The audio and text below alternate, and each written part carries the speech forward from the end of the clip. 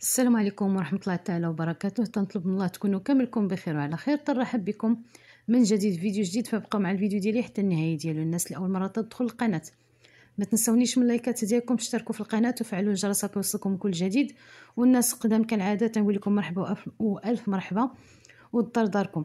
هنا كي تشوفوا امامكم ان شاء الله انا اليوم غادي نشارك معكم واحد بسبوسه اولا حرشه على شكل كيك، تجي غايه في التهشيشه وتذوب في الفم ذوبان، كذلك مرمله. فإلا تبعتوا المقادير والطريقه اللي انا غنشارك معكم فان شاء الله غادي تخرج لكم نتيجه غايه في الروعه. هنا على بركه الله اول حاجه غادي نحتاجو معنا في المقادير هي واحد جوج بيضات. انا هنا كسرت جوج بيضات في واحد الزلافه اولا انيه ديال الزاج، كسرت جوج بيضات. غادي نضيف كاس غير ممتلئ ديال السكر سنيده، تقريبا اكثر من الثلثين، يعني كاس فيه اكثر من الثلثين ديال السكر سنيده. والحلاوه بطبيعه الحال تتبقى على حسب يعني الذوق، الا ما تتبغيوش الحاجه حلوه بزاف فبامكانكم يعني تكتفيو فقط بنصف كاس. هنا عندي كذلك كاس غير ممتلئ من زيت الطعام، ودرت واحد رشيشه ديال الملح. يعني في الاول انا زدت واحد القليل من الملح لتحسين الذوق. هنا انا غادي نضيف الحليب.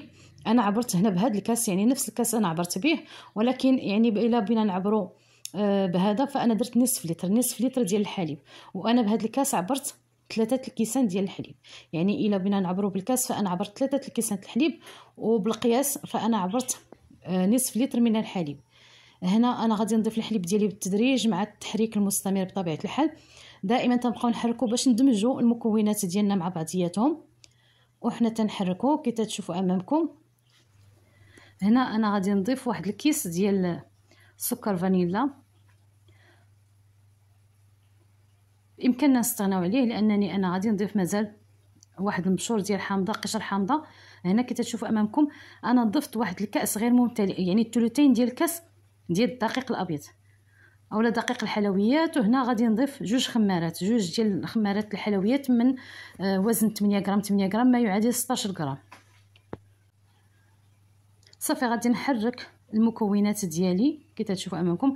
هنا هذاك الدقيق البنات هو اللي تعطي داك القوام ديال الكيك البسبوسه ديالنا اولا الحرشه ديالنا. هنا انا ضفت مبشور قشر حامضه، يعني حكيت قشره ديال الحامضه وضفتو. هنا غادي نبدا نضيف السميد.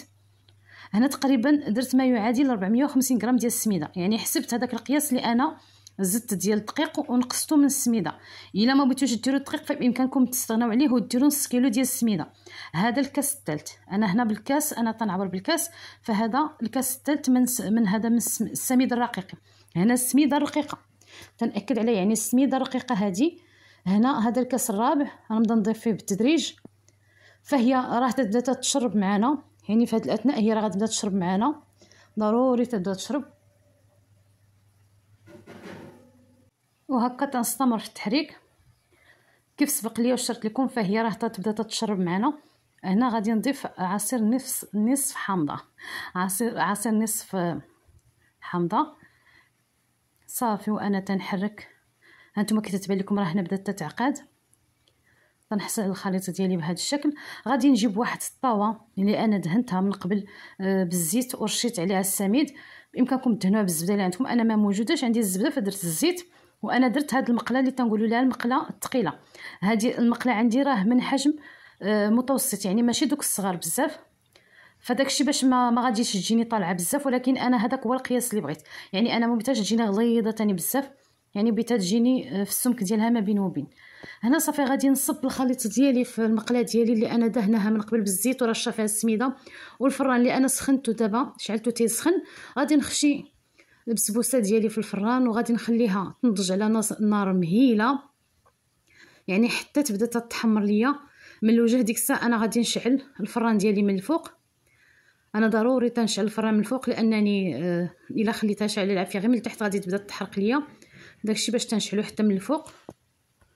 والحرشه ديالي تطيب. انا غادي نوجد السيرو باش غادي نسقي الحرشه ديالي. هنا راه لقيت الكاميرا ما شعلاش، هنا ما تصور لياش انني درت كاس ديال السنيده ممتلئ وكاس ونص الماء. هنا كاس ديال السنيده وكاس ونص الماء، وضفت عليهم هادوك جوج ديال الدوائر ديال الحامض ودرتهم فوق نار هادئه وخليتهم حتى حصلت على واحد السيرو كي تشوفوا امامكم. هنا بعد ما طابت ليا الحريشه ديالي فانا خرجتها من الفران وهي سخونه، والسيرو ديالي بطبيعه الحال بارد. دائما تنديرو يا السيرو سخون وهي بارده، اولا هي سخونه والسيرو بارد باش هكا تشرب لينا هذاك السيرو. هانتوما كي تشوفوا فانا كي تنكبو شرباتو ليا صافي تنسقيها مزيان بهذاك السيرو اللي انا وجدت، وتنزينها بواحد 2 معالق كبار. يا تنديروا المربى، انا ما عنديش المربى الصراحه درت العسل، يا تنديروا المربى يا تنديروا، انا هنا دوبت واحد 2 معالق كبارين ديال العسل، وغادي نزين بهم الوجه ديال الحرشه ديالنا. هكا غادي نبقى حتى ندهن الوجه كامل. وبامكانكم ديروا مربى، اي نوع من المربى عندكم اللي حبات خاطركم، تيبقى بطبيعه الحال على حسب الذوق وعلى حسب الموجود. فالبنات راه بهذه الطريقه وبهذه المكونات تنحصلوا على واحد الحريشه لذيذه عندها القوام ديال الكيك، يعني تتجي هشيشه وتذوب في الفم مرمله. وبالاخص والله الا بالاخص ملي تتبات، راه ملي تتبات تصبح، يعني انا تعجبني انها تبات ملي تتبات تصبح طريه وغزاله، يعني تتكون تشربت لينا مزيان هذاك السيرو، وتيكون رجع عليها هذاك السيرو تعطينا واحد اللذه واحد المذاق زوين. هنا صافي انا اختاريت انني نزينها بالكوك بطبيعه الحال. صافي بعد ما زينتها بالكوك غادي نقطع باش نشارك معكم بطبيعه الحال، اللي مصداقيه ضروري نقطع باش نشارك معكم كي جات من الداخل. انا اختاريت نقطعها بهذا الشكل، غادي نقطعها قطع كبيره بطبيعه الحال، وغادي نشارك معكم كي جاتني من الداخل. ها هي كي جات مشربه السيرو ديالنا، وكذلك جات هشيشه وتذوب ذوبان، يعني تتفرتت في الفم. هانتوما كي تشوفوا الا تبعتوا هذه الطريقه وهذه المكونات اللي انا شاركت معكم، فان شاء الله غادي تحصلوا على حريشه لذيذه وكذلك ناجحه من اول مره، واخا تكوني عمرك ما درتيها فتصدق معك تتعجب الكبير والصغير. وكذلك يعني تتنفعنا للكوتي او للفطور، علاش لا. هانتوما كي تشوفوا امامكم فانا ملي تنقطعها راه هي تتجي حريشه لذيذه. هنا كي تشوفوا امامكم الفيديو ديالنا قرب على الانتهاء ديالو، يعني وصل النهايه ديالو. تنطلب الله يكون عجبكم ونال الاستحسان ديالكم.